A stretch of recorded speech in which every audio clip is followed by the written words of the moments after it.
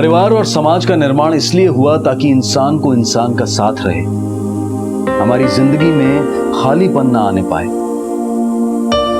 हमें अधूरेपन का एहसास ना हो। पर हर पल बढ़ती आबादी में हम अकेले होते जा रहे हैं और इस अकेलेपन को भरने के लिए टीवी देखते हैं, हम किताबें पढ़ते हैं, अपने आप को बिजी रखने की हर कोशिश करते हैं, लेकिन फिर भी हमारा खालीपन नहीं भरता तो हम नया दोस्त, नई जॉब, नए रिश्ते, नई जगह तलाशते हैं। पर कभी कभी ये तलाश हमें बेबस और तन्हा बना देती है, और बेबस तन्हाई रुके हुए पानी की तरह होती है जो अगर सड़ने लगे तो अपराध का ऐसा अंकुर फूटता है कि एक दिन विशालकाय पेड़ बन जाता है।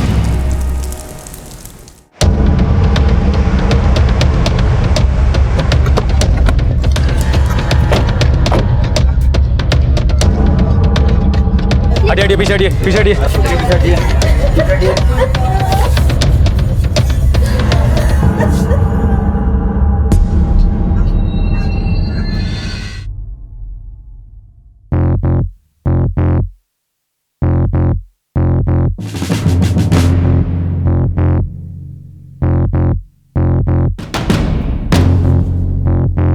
सर, ये आरती यहाँ की मेड, इसी ने फोन किया था।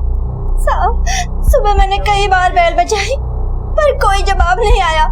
मुझे लगा मैम साहब कहीं बाहर गई होंगी, इसलिए मैंने डुप्लीकेट चाबी से दरवाजा खोल दिया।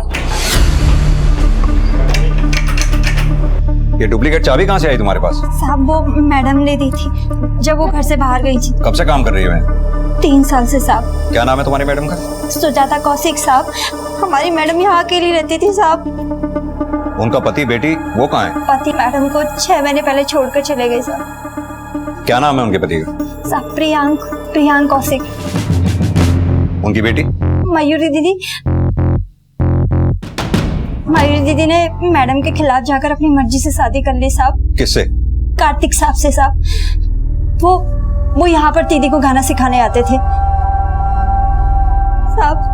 शादी के बाद वो दोनों कभी घर वापस नहीं आए। हमारी बहन साहब बिल्कुल अकेली पड़ गई थी साहब। उनकी जिंदगी में अकेलापन और सूनेपन के सिवाय कुछ भी नहीं था साहब। सर, अलमारी और लॉकर तो लॉक्ड है, लूट का भी कोई साइन नहीं है और विक्टिम का मोबाइल भी नहीं मिला है। तुम्हारी मैडम मोबाइल यूज करती थी? हाँ साहब, मैडम का नंबर है मेरे पास।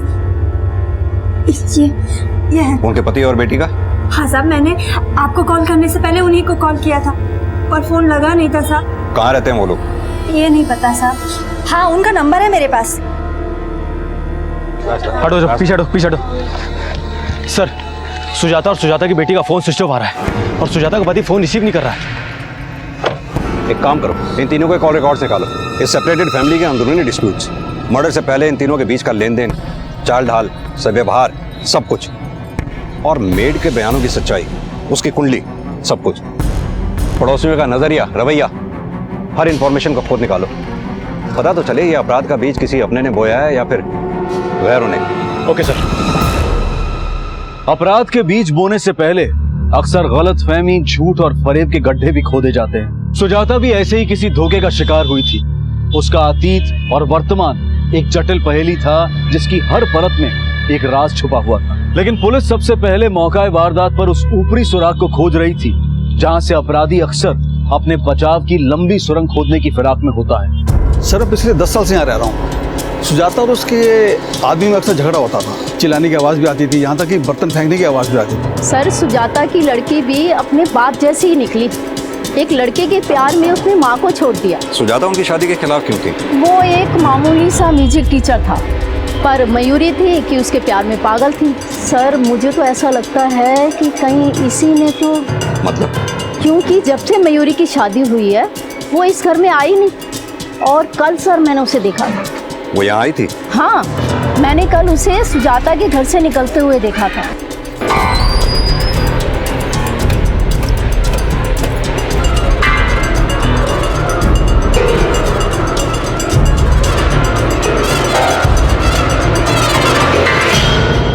कितने बजे होंगे उस वक्त? यही कोई 2-2:15 बजे के आसपास है। आपने उस ऑटो का नंबर नोट किया या कुछ भी याद है आपको? नहीं सर, मुझे ऐसा कुछ याद नहीं है।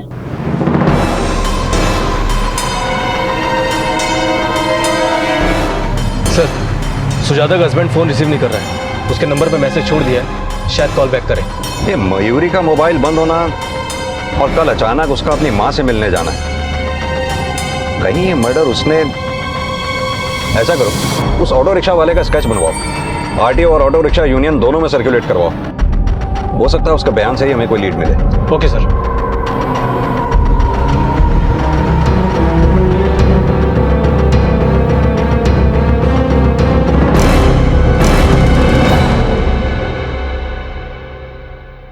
सर, पोस्टमार्टम रिपोर्ट के मुताबिक सुजाता का मर्डर गला घोट के किया गया और उसके बाद गला काटा गया।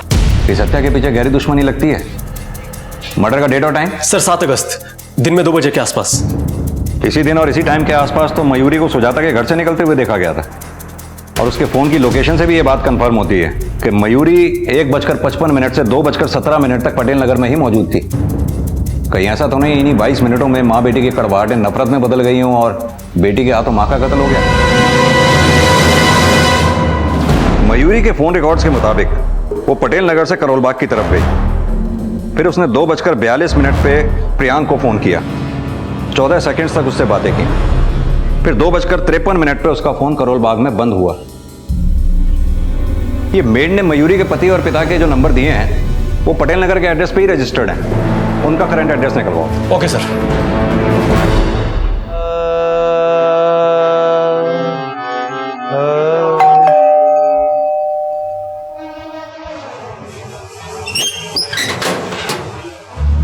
कार्तिक। हाँ सर, मैंने मयूरी को 1-2 बार कॉल किया था, लेकिन उसका फोन नहीं लग रहा था। हो सकता है उसके फोन की बैट। पर सर, आप ये सब मुझसे क्यों पूछ रहे हैं? कहीं मयूरी के साथ कुछ बुरा तो नहीं हुआ ना? बुरा मयूरी के साथ नहीं, उसकी माँ के साथ हुआ। उसकी माँ का मर्डर हो गया और हमें शक है कि मयूरी अपनी माँ का मर्डर करके फरार है। ऐसा हो ही नहीं सकता। मयूरी अपनी माँ का मर्डर कर ही नहीं सकती। तो फिर उसका फोन क्यों बंद आ रहा है? और अगर उसका फोन बंद था तो तुमने अपनी सास को फोन क्यों नहीं किया? सर, वो मेरी उनसे बातचीत तो मयूरी की भी बंद थी 3 महीनों से। फिर अचानक सर, मयूरी को उनकी याद आ रही थी। याद आना और हत्या वाले दिन ठीक वहां जाना इत्तेफाक नहीं, साजिश। सर, आप कहना क्या चाहते हैं? यही कि ये राग इत्तेफाकी हमारी समझ में नहीं आ रहा कि सुजाता जैसी रईस माँ की बेटी ने इस घर के किराएदार से दिल कैसे लगा लिया। सर, मयूरी मुझसे सच्चे दिल से प्यार करती थी, और 1 साल पहले जब मैंने मयूरी को संगीत सिखाना शुरू किया तो मुझे नहीं पता था कि हम दोनों इतने करीब आ जाएंगे। मयूरी की आवाज में एक इनहेरेंट पेन था, शायद इसलिए कि बचपन से वो अपने इस दर्द में पली कि उसके पेरेंट्स कभी एक दूसरे के हमदर्द ही नहीं बने। मुझे तुमसे कुछ बात नहीं करनी है, प्लीज। अरे पर मैंने किया क्या है? आरती, अगर आपकी फाइल नहीं मिली तो मेरी प्रॉब्लम नहीं करनी है मुझे बात, तुम अंदर जाओ बस। आरती, मेरी लाल वाली फाइल कहाँ है? ढूंढो उसे। ढूंढो, जो चाहिए करो। हाँ, बंद आ गया।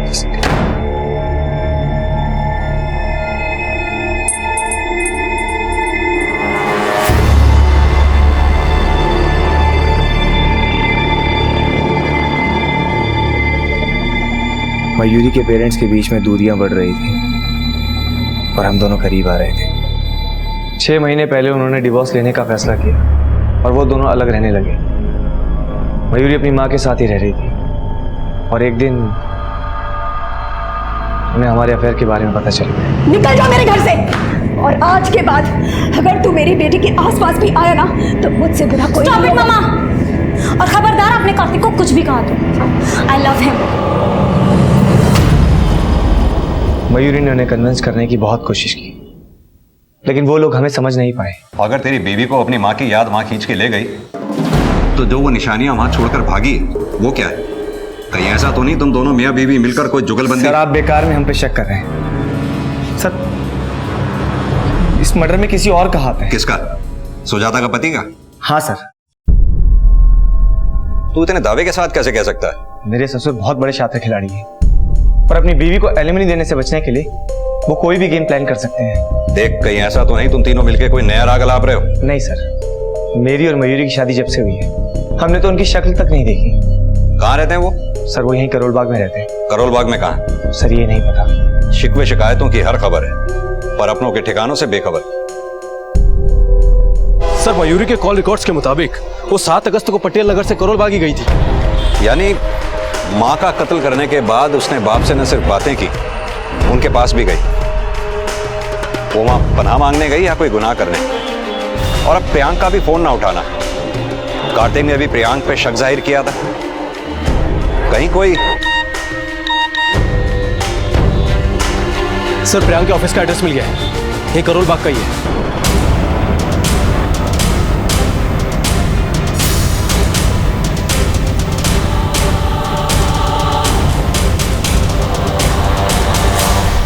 प्रियांक कौशिक जी बोलिए। हम आपको इतनी देर से फोन ट्राई कर रहे हैं, आप फोन ही नहीं पिक कर रहे हैं। इनफैक्ट आपको मैसेज भी छोड़ा था हमने। आप मुझे फोन कर रहे थे, लेकिन किस नंबर पर? 98103226। इस नंबर के फोन मैं अक्सर रिसीव नहीं करता हूँ और हमेशा अपने साथ भी नहीं रखता हूँ। वो क्यों? कुछ बेमतलब के लोग। खैर छोड़िए इन बातों को, लेकिन आप ये बताइए आप मुझे फोन क्यों कर रहे थे? ये बताने के लिए कि आपके वाइफ का मर्डर हो गया है। मैं और सुजाता एक दूसरे के लिए बने ही नहीं थे। भले ही हमारा रिश्ता 25 साल तक खिंचा, लेकिन हमारे ख्यालात कभी मिले ही नहीं। अगर काम ही करना था तो ऑफिस में रहते, घर आने की क्या जरूरत थी? कम से कम मैं चैन से सो तो जाती।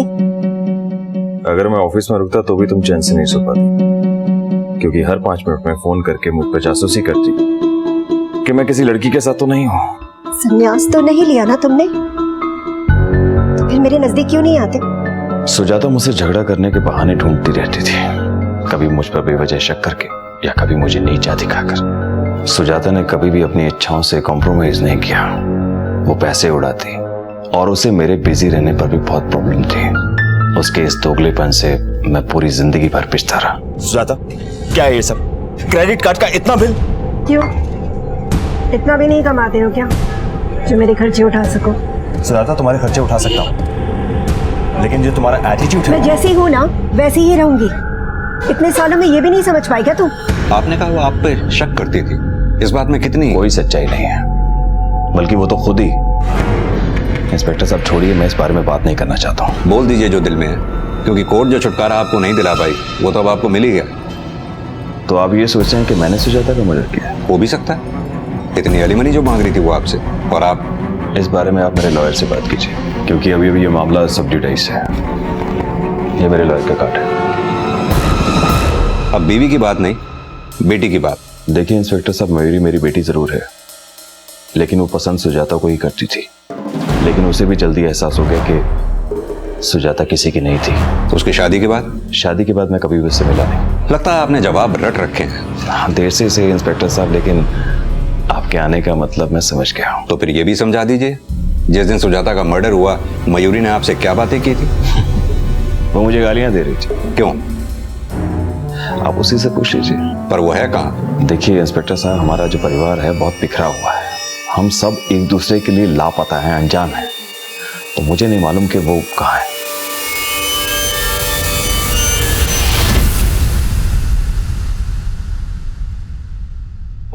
सर प्रियांक के एटीट्यूड से तो ऐसा लग रहा है कि उसको सुजाता की नहीं बल्कि अपनी बेटी की भी कुछ नहीं पड़ी है। हो सकता है प्रियांक ने मयूरी को सुजाता का मर्डर करने के लिए उकसाया हो। एक काम करो, इस प्रियांक का नया मोबाइल नंबर की कॉल डिटेल निकालो। बोल नरेश। ठीक है, लेके आओ उसे। सर उस आरटीओ से ऑटो रिक्शा वाले का पता चल गया जिसके ऑटो में मयूरी बैठी थी। हाँ सर जी, इस छोरी को रिठाला से उठाया और पटेल नगर छोड़ दिया। लेकिन ये तो पटेल नगर से करोल बाग भी गई थी। हाँ सर जी, करोल बाग भी गई थी, लेकिन पहले मैंने इसे पटेल नगर छोड़ा। यही रोक दे, ये लो। साहब ये ऑटो से उतर के अपने घर गई तो मैं अपना ऑटो साफ करने लगा। मैंने सोचा और भी सवारी देख लेता हूँ यहीं पर। इतने में दौड़ के फिर आई और कहने लगी करोल बाग चल। अपनी माँ के घर से कितनी देर में वापस लौटी थी? साहब 4 से 5 मिनट हुए होंगे। अच्छा, जब इसने ऑटो किया इस आदमी को तूने कहीं आसपास देखा था? अब साहब इतना तो ध्यान दिया नहीं। इतना तो ध्यान होगा कि उस लड़की को करोल बाग में कहाँ उतारा था तूने? हाँ साहब, अजमल खां रोड। बहुत तावड़ी मचा रही थी छोरी।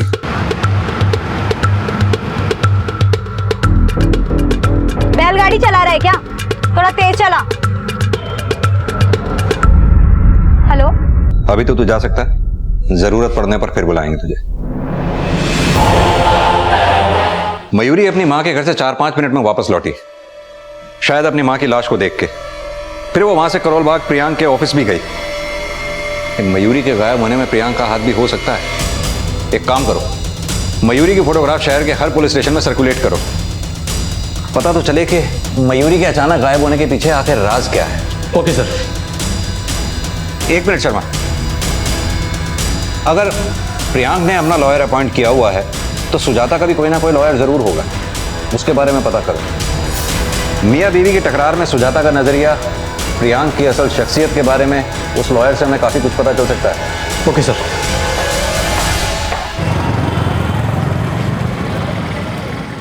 प्रियंक सिर्फ झूठा ही नहीं, वो गिरा हुआ इंसान है। उसने सुजाता के ऊपर ये एलिगेशन लगाया है कि वो एक बच्चलन औरत है और उसका कई मर्द के साथ अफेयर है। आखिर प्रियांक ये सब साबित करके हासिल क्या करना चाहता था?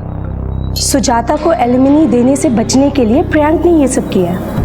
तो यानी आपके कहने का मतलब ये है कि सुजाता ऐसी औरत नहीं थी जैसा प्रियांक साबित करना चाहता था? यस सर, मैं सुजाता को अच्छे तरीके से जानती हूँ। वो बहुत ही स्वाभिमानी औरत थी सर। जब से डिवोर्स केस फाइल हुआ, सुजाता ने प्रियांक से 1 रुपया तक नहीं लिए। वो अपना गुजारा करने के लिए खुद ही पार्ट टाइम जॉब करती थी। जॉब? कैसी job? She was very good in writing और कई कंपनी के लिए उसने ऑनलाइन कंटेंट राइटिंग जॉब शुरू कर दिया। उसके पति के जाने के बाद उसकी बेटी भी उसे छोड़ के चली गई और फिर वो बहुत अकेली पड़ गई। रिश्तों में हमेशा ही धोखा मिला बेचारी सुजाता को। और उसकी बेटी ने उस मर्द के साथ शादी कर ली जिसने उसकी माँ का रेप किया। What? It is true sir, Kartik ने सुजाता का रेप किया था। तो सुजाता ने कार्तिक के खिलाफ कोई FIR दर्ज नहीं की? Yes sir, this is the proof, आप देख सकते हैं।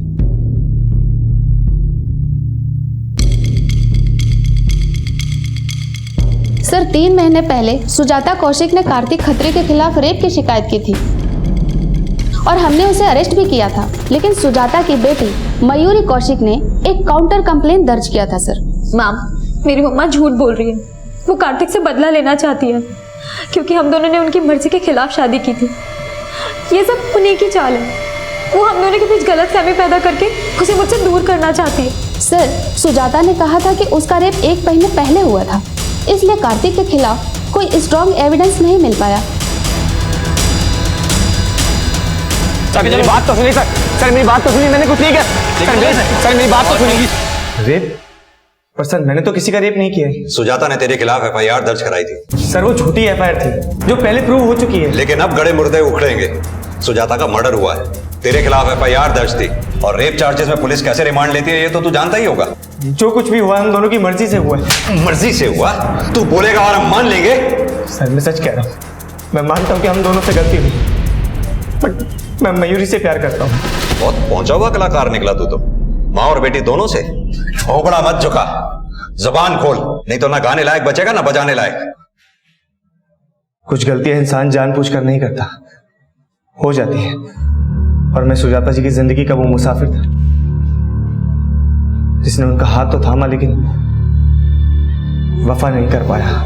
हमको उनसे है वफा की उम्मीद जो जानते ही नहीं कि वफा क्या है। जब भी मयूरी घर पे नहीं होती थी तो हम बहुत बातें करते थे, हम अच्छे दोस्त बन गए थे और वो अपने नाकाम रिश्तों का दर्द शेर व शायरी में बयां करती थी। मुझे अपना हमदर्द समझने लगी थी। आइंदा मुझे कॉल मत करना और मैं डिवोर्स पेपर भिजवा दूंगा, साइन कर देना। और जब प्रियांक ने उन्हें छोड़ दिया तो उनकी जिंदगी के खालीपन में मेरी एक अलग जगह बन गई थी।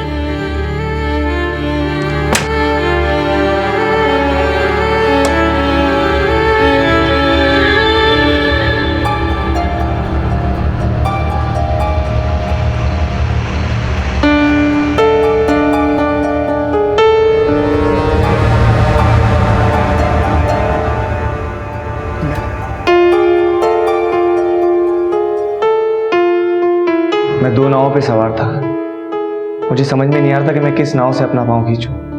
मयूरी,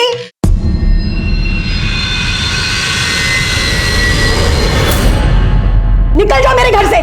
Stop it, मामा। और खबरदार आपने कार्तिक को कुछ भी कहा तो I love him. Mama I love him, मैंने बोला ना आपको। मयूरी तो नहीं जानती इस लड़के को, तू चल मेरे साथ। मैं नहीं जाऊंगी। मैं मयूरी समझ नहीं रही है तू। मैं कैसे समझाऊंगा तुझे? घिन आ रही है मुझे तुम पर। तुम जानते थे ना कि मैं तुमसे प्यार करती हूँ, फिर भी मेरे साथ साथ मेरी बेटी को भी। अब खड़े जाओ, just get out! Shut up! जाओ यहाँ से।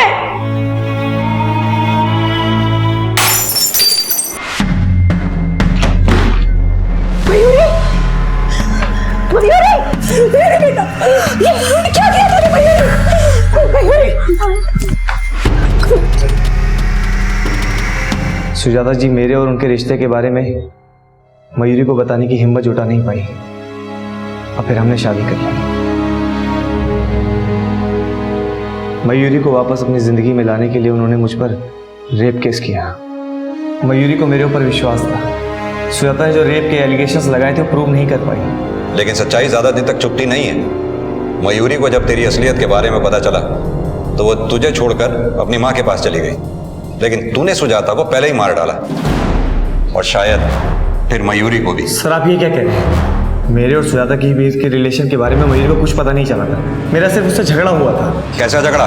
मयूरी ने मुझसे शादी तो की, लेकिन मेरे एक छोटे से फ्लैट और मामूली सी इनकम में एडजस्ट नहीं कर पा रही थी और उस दिन गुस्सा होकर वो अपनी माँ के घर चली गई। वो कहाँ है और उसकी माँ का मर्डर किसने किया मैं नहीं जानता सर। मैं मानता हूँ कि मुझसे गलती हुई है, लेकिन मैं क्रिमिनल नहीं हूँ सर। पति, बेटी, दोस्त, हर रिश्ते ने सुजाता को चोट पहुंचाई। हर कोई उसे छोड़ चुका था। वो एक तन्हा जिंदगी जीने पर मजबूर थी, लेकिन फिर भी वो इस तन्हा जिंदगी में एक नई जिंदगी तलाश रही थी और उसकी यही तलाश उसकी हत्या की वजह बनी। सुजाता का हर करीबी उसका दोषी नजर आ रहा था। प्रियांक और कार्तिक शक के दायरे में थे और मयूरी का लापता होना भी रहस्य बना हुआ था। सर मैंने प्रियांक के दूसरे मोबाइल के कॉल रिकॉर्ड चेक किए। सुजाता की हत्या के एक दिन पहले उसके दोनों मोबाइल की लोकेशन उसके ऑफिस की थी। लोकेशन तो कार्तिक की भी उस दिन सुजाता के घर की नहीं थी, लेकिन यह भी तो हो सकता है कि कार्तिक और प्रियांक उस दिन बिना फोन के ही मर्डर करने गए। सर ऐसा भी तो हो सकता है कि मर्डर मयूरी ने किया हो, क्योंकि मर्डर के बाद से वही लापता है।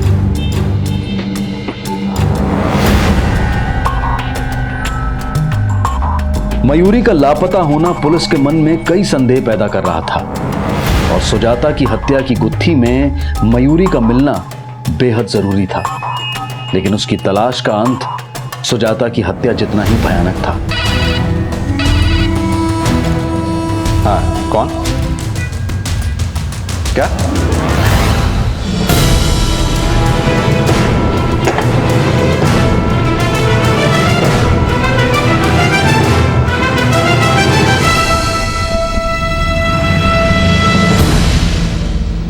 सर वो लाश हमें 9 अगस्त की शाम बिठा के एक जंगल में मिली।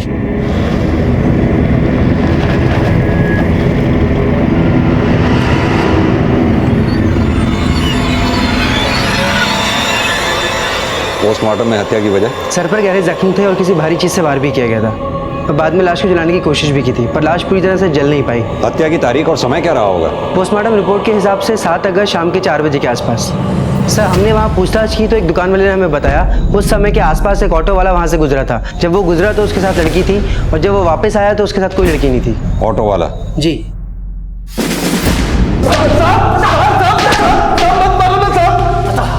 साहब मैंने किसी को नहीं मारा साहब, सच कह रहा हूँ। झूठ मत बोल। 7 अगस्त को तेरे मोबाइल की लोकेशन वही थी जहां मयूरी का मर्डर हुआ था।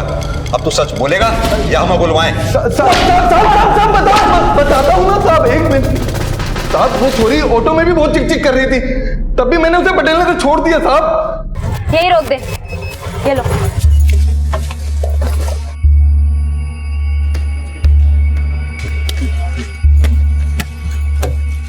जल्दी चलो। अब कहाँ जाना है मैडम? बकवास बंद करो और जल्दी चलो करोल बाग। बैलगाड़ी चला रहे क्या? थोड़ा तेज चला। हेलो, करोल बाग शुरू हो गया मैडम, आपको जाना कहाँ है? अरे चलाता रहना, जब उतरना होगा बता दूंगी।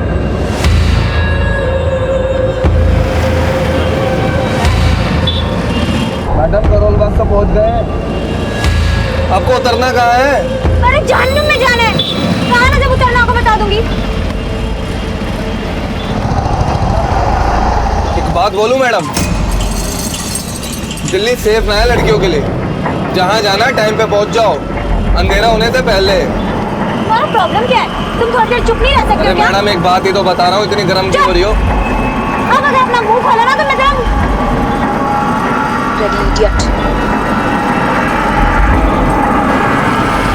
अरे कहाँ लेके जा रहा है? गाड़ी वापस ले, गाड़ी वापस ले, वापस ले गाड़ी, नहीं तो पुलिस को फोन करती हूँ। समझ में आ रहा है?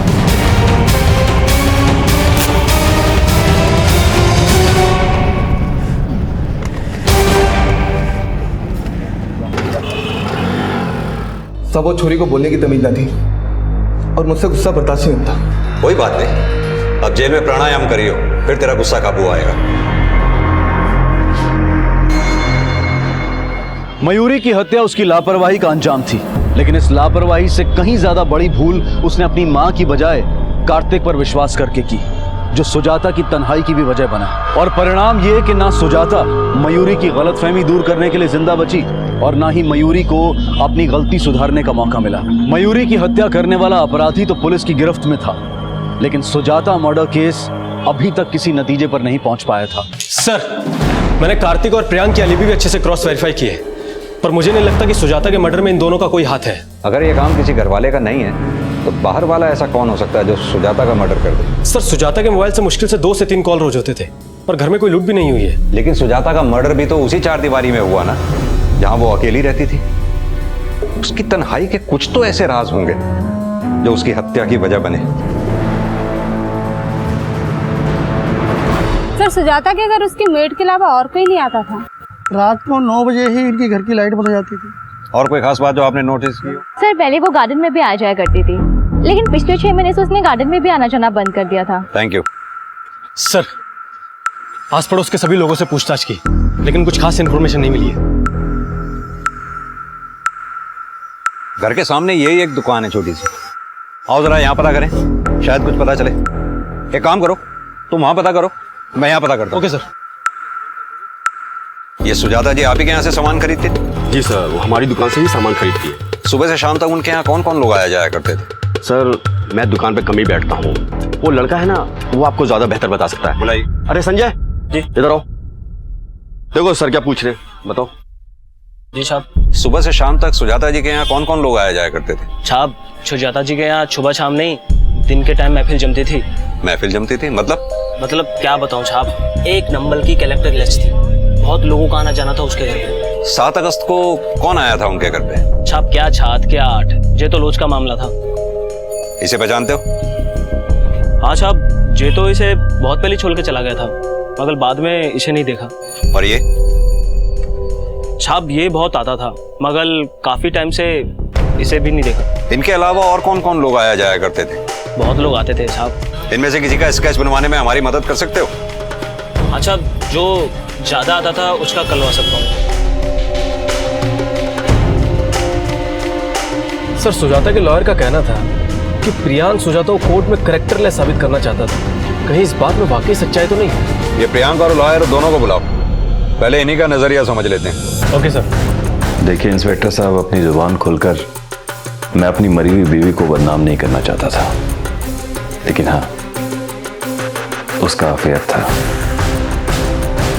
किससे? मैंने सुजाता के खिलाफ सबूत इकट्ठा करने के लिए एक प्राइवेट डिटेक्टिव हायर किया था और उसी ने हमें ये फोटोग्राफ दिया। ये भुवन चतुर्वेदी है, उसका कॉलेज का फ्रेंड। पिछले दिनों ये काफी मिल रहा था सुजाता से।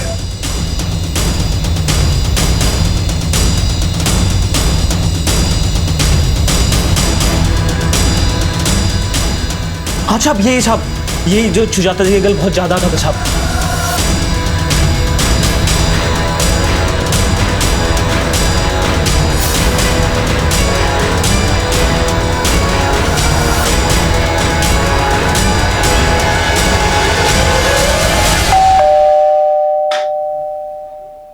भुवन चतुर्वेदी यहीं रहते हैं?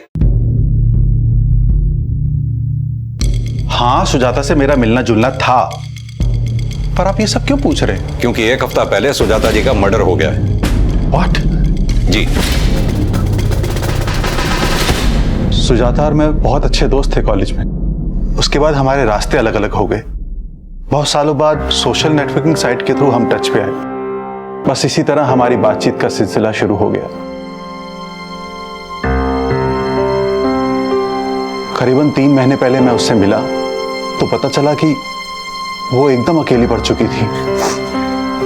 सॉरी यार, तुम इतने दिनों के बाद मिले हो और मैं अपने दुखड़े सुनाने लगी।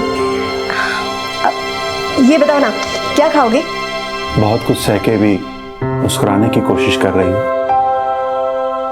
तुम जो मिले हो इसलिए ये कोशिश भी हो गई। मेरी मौजूदगी उसका खालीपन भर देती थी।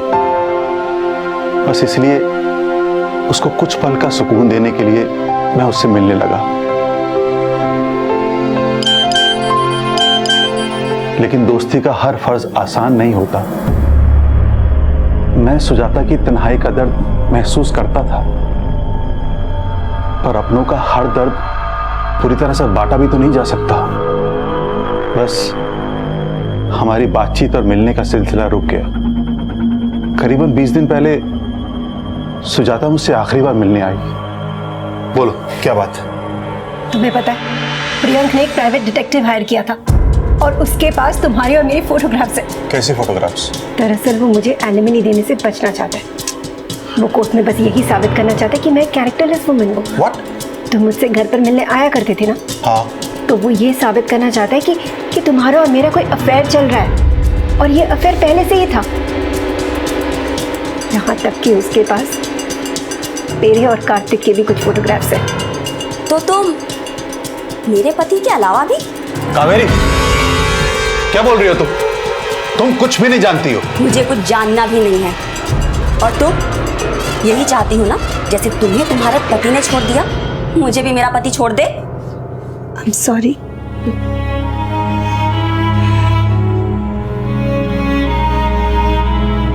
सॉरी भुवन, मुझे तुम्हें अपनी परेशानियों में घसीटना नहीं चाहिए था।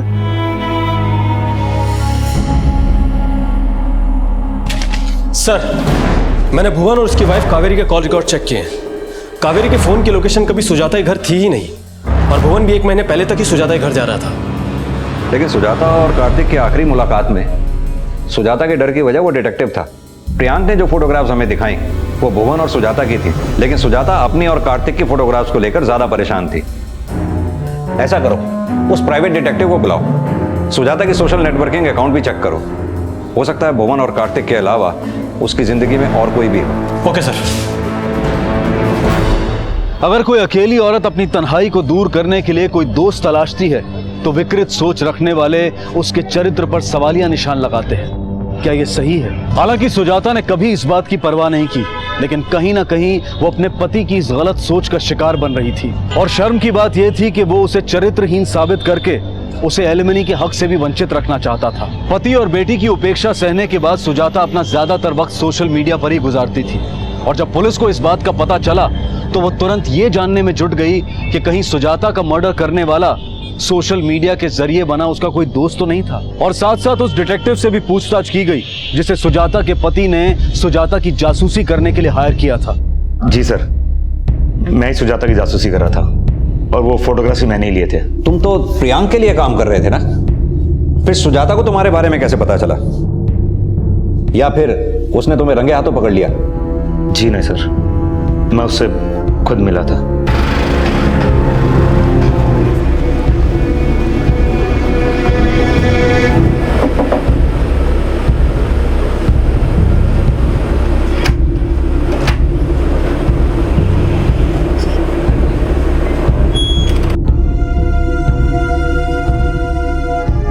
उन फोटोग्राफ्स को सीक्रेट रखने के लिए मैंने उससे पैसे मांगे थे। कितने पैसे मांगे थे? 5 लाख। लेकिन सर उसके पास पैसे नहीं थे। उसने मुझे सिर्फ 50,000 रुपये दिए और ये बोला कि वो अपनी एलिमनी का 10% मुझे देगी और ये फोटोग्राफ्स मैं लॉयर को ना दूँ। लेकिन तुमने जो फोटोग्राफ्स प्रियांक के लॉयर को दिए वो? सर मैंने सुजाता भुवन के फोटोग्राफ्स दिए थे जो कि बहुत नॉर्मल थे, लेकिन सुजाता और कार्तिक के नहीं दिए थे। सुजाता से तुम आखिरी बार कब मिले थे? तकरीबन 20-22 दिन पहले सर। 7 अगस्त को तुमने कोई? उसके बाद में मैंने कोई फोटोग्राफ्स लिए और ना मैं कभी मिला सर। ठीक है, तो तुमने जो जो फोटोग्राफ्स लिए हैं वो सब हमें दिखाओ।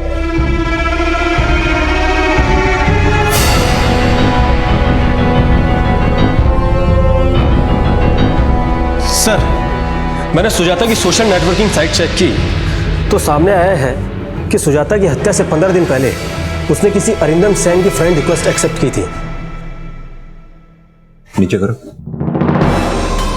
और हाँ सर, सुजाता की हत्या से 1 दिन पहले अरिंदम ने सुजाता से मिलने की रिक्वेस्ट की थी और सुजाता ने उसे 7 अगस्त को अपने घर पर इनवाइट किया था। सर, जिन आईपी एड्रेस के थ्रू अरिंदम सेन सुजाता से चैटिंग कर रहा था वो सभी गाजियाबाद के साइबर कैफे और उसके आसपास के साइबर कैफे से बिलोंग करते हैं। मैंने इन सभी साइबर कैफे के ऑनर से पूछताछ की, लेकिन उनका कहना है कि अरिंदम सेन नाम के इंसान का वहाँ कोई अकाउंट नहीं है और ना उस शक्ल के इंसान को वहाँ कभी देखा गया। या तो ये झूठ बोल रहा है या फिर साइबर कैफे में कोई और अरिंदम सेन के नाम से सुजाता से चैट कर रहा था। पता लगाओ कि आखिर ये माजरा है क्या। Okay sir. सर, मैंने इस आदमी को कभी सुजाता के साथ नहीं देखा। हाँ साहब, इसको मैंने देखा था। इसने हमारे दुकान से सिगरेट खरीदी थी। ये सुजाता जी के घर गया था? शायद साहब, सिगरेट लेते हुए किसी से फोन पे बात कर रहा था। क्या बात कर रहा था? कि जौनपुर की टिकट का कुछ हुआ क्या, बहुत जल्दी में था साहब। एक काम करो शर्मा, जौनपुर के पुलिस स्टेशन में इस अरिंदम की फोटोग्राफ भेजो और जौनपुर जाने वाली हर ट्रेन 7-8 अगस्त का रिजर्वेशन चेक करो। जो भी टीटी उस दिन ड्यूटी पे थे सबको पूछताछ के लिए बुलाओ। Okay sir. पुलिस एकदम से हरकत में आ गई और कुछ ही घंटों की तेजी के बाद ये केस अंजाम तक पहुंच गया। ऐसा करिए, आप जौनपुर के आसपास के स्टेशन में ही पता करिए, कोई लीड मिले तो मुझे इन्फॉर्म कीजिएगा। ठीक है सर, हमने सब जगह पूछताछ की, रेलवे स्टेशन, बस स्टैंड, लेकिन अरिंदम का कुछ भी पता नहीं चला। लेकिन सर, एक बात समझ में नहीं आ रही है, अरिंदम ने सुजाता का मर्डर किस इरादे से किया होगा? ना ही घर में कोई लूट हुई है और ना ही पोस्टमार्टम रिपोर्ट में कोई फिजिकल असॉल्ट के साइन मिले हैं। शर्मा, सुजाता की जिंदगी धोखों से भरी थी। दोस्तों में जिंदगी तलाशने वाले अक्सर जिंदगी गंवा बैठते हैं।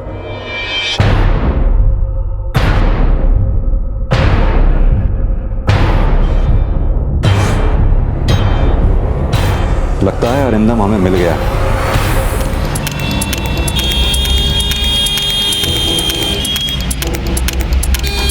सर, वो कह रहा था कि उसके चाचा का एक्सीडेंट हो गया, वो वहां चला गया।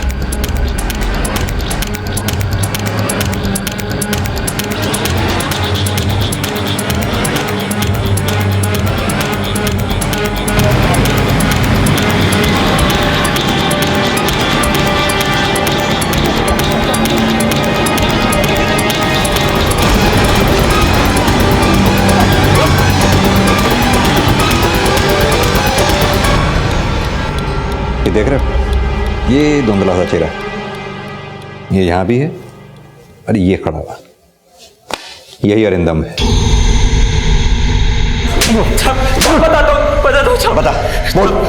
साहब, सुजाता जी ने मुझे खुद उकसाया था साहब। अच्छा।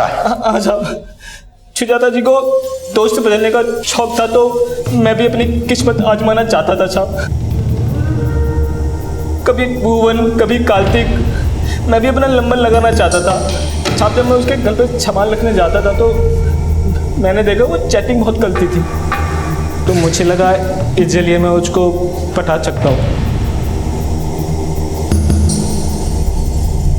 उसने मुझे दोस्त बना लिया और फिर हम चैटिंग करने लगे। मैं सुजाता जी की सोच समझ चुका था, उन्हें मेरी बातें पसंद भी आने लगी थी। एक दिन मैंने सुजाता जी को मिलने के लिए लिखा तो उन्होंने तुरंत हाँ कर दी।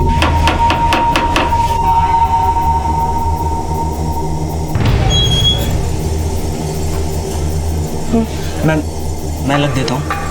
ये लो, बाकी का बाद में एडजस्ट कर लूंगी। हाँ सुजाता जी, आप बहुत सुंदर लग रही हैं।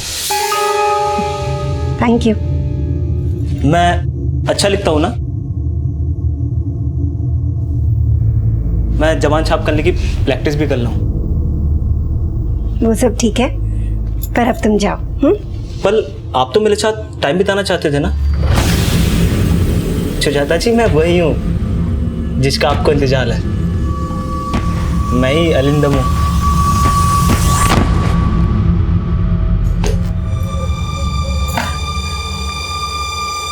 अच्छा नहीं किया तुमने।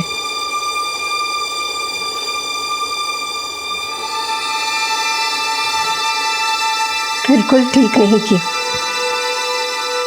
मैं तो क्या मैं ऐसे कोई किसी के इमोशंस के साथ खेलता है क्या? झूठ बोलता है क्या?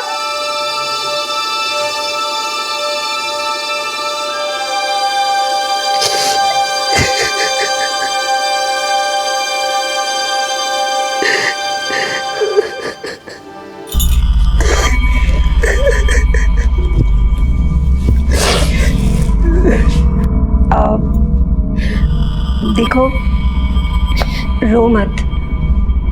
I am sorry. हाँ, मैं थोड़ा ज़्यादा रिएक्ट कर गई थी।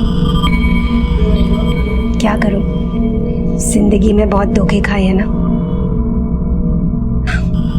तुम ना कॉफ़ी पियोगे?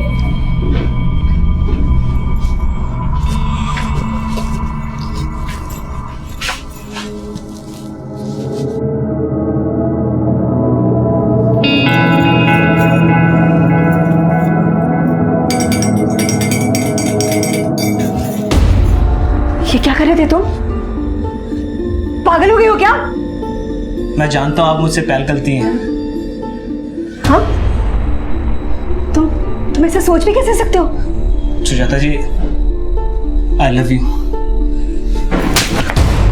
निकल यहाँ से। Just get out! मैं प्यार करता हूँ आपसे। तुम पागल हो।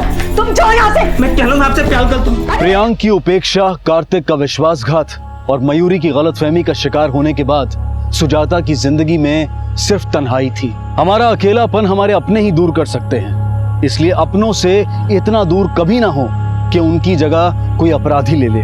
इसी विचार के साथ अब मैं अनूप सोनी आपसे विदा लेता हूं। फिर मुलाकात होगी अगले एपिसोड में एक और चौंका देने वाले केस के साथ। तब तक अपना और अपने परिवार का ख्याल रखें और देखते रहें क्राइम पेट्रोल डायल 100। सबक एक को सीख हम सबको। जय हिंद। ऐसे और भी मज़ेदार वीडियो के लिए हमारे चैनल को लाइक, शेयर और सब्सक्राइब करें।